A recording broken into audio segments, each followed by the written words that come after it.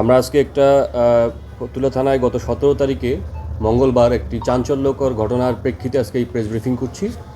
আমরা গত 17 তারিখ মঙ্গলবার সকাল 11টায় শিয়ারচর, পূর্ব শিয়ারচর লালখা এলাকায় আমরা একটি বস্তাবন্দি লাশ ট্রেন থেকে উদ্ধার করার পরে স্বাভাবিকভাবে আমরা তদন্ত করি।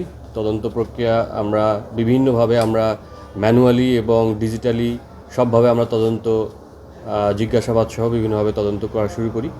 আমরা ইনিশিয়ালি এটাকে কোনো পারস্পরিক দ্বন্দ্বের ভিত্তিতে হত্যাকাণ্ড হিসাবে আমরা এটা তদন্ত শুরু করি। তদন্ত শুরু করার পরে আমরা ওই একই ঘটনার দিনই আমরা তার ভিকটিমের যে পিতা করুণা রয় সরকার, উনি আমাদের ফতুল্লা থানায় বাদী হয়ে একটা মামলা করেন। তো তদন্তের প্রেক্ষিতে আমরা ভিডিও ফুটেজ এবং তার জনি সরকার যে ডিসিস্ট, তার বন্ধুবান্ধব এদের সবাইকে জিজ্ঞাসাবাদ করতে করতে আমরা একটা সময় কিছু ভিডিও ফুটেজ পাই যেগুলো সন্দেহজনক, যেটা ওই যেখানে আমরা ভিকটিমকে পেয়েছি সেটার আশেপাশে এলাকার ভিডিও ফুটেজ থেকে আমরা দেখতে পাই যে একজন মধ্যবয়স্ক লোক, একটু ঝাপসা ভিডিও ফুটেজ, সেখানে মধ্যবয়স্ক লোক মাথায় করে একটা বস্তা নিয়ে যাচ্ছে।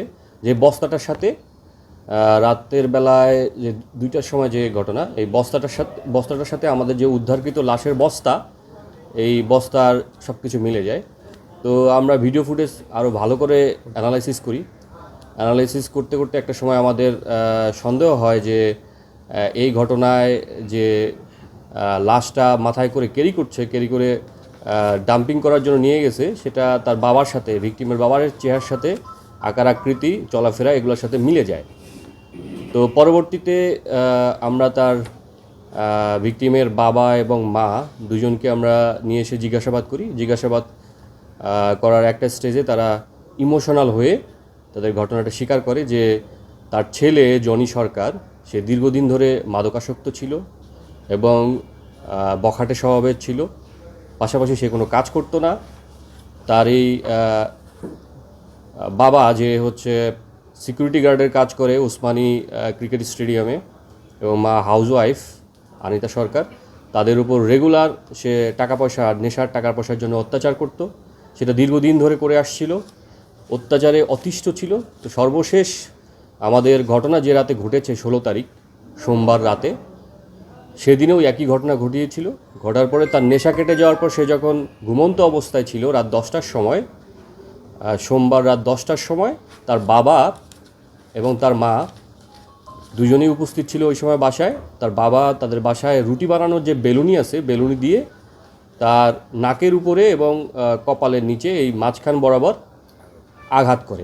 আঘাত করার ফলে আমাদের যে ভিকটিম সে ওখানেই মৃত্যুবরণ করার পরে 10টার সময় মৃত্যুবরণ করার পরে তারপরে তারা লাশটা কী করবে, তারা দুজন মিলে পরিকল্পনা করে লাশটাকে বস্তাবন্দি করে তারা ড্রেনের মধ্যে মাথায় করে বহন করে ড্রেনের মধ্যে লাশটা ফালাই দিয়ে আসে। তো এই প্রেক্ষিতে আমরা শুরুতে যখন তাকে জিজ্ঞাসাবাদ করি, সে অত্যন্ত নির্বিকার ছিল। সে বারবার বলছিল যে তার ছেলে নেশা করে এবং তার বন্ধুরাই হয়তো তাকে হত্যা করেছে। সে বিভিন্ন ছেলের সাথে ঘোরাফেরা করে। আমরা ওই ছেলেদেরকে এনে জিজ্ঞাসাবাদ করেছি। তো জিজ্ঞাসাবাদ করার পরে আমরা তাদেরকে তাদের গার্ডিয়ানের কাছে আমরা ছেড়ে দিয়েছি। তো এই অবস্থায় আমাদের প্রথমে মামলাটা হয়েছিল যে ভিকটিমের বাবা নিজেই বাদী হয়ে মামলা করেছিল। এখন সেই মামলাটার আসামি সেই হয়ে যাচ্ছে। এখন আমরা নতুন করে মামলা রুজু করে তাকে আসামি হিসাবে দেখিয়ে আমরা নতুন মামলা রুজু করে তাকে আমরা গ্রেপ্তার করে আমরা মামলার পরবর্তী তদন্ত কার্যক্রম কন্টিনিউ রাখব।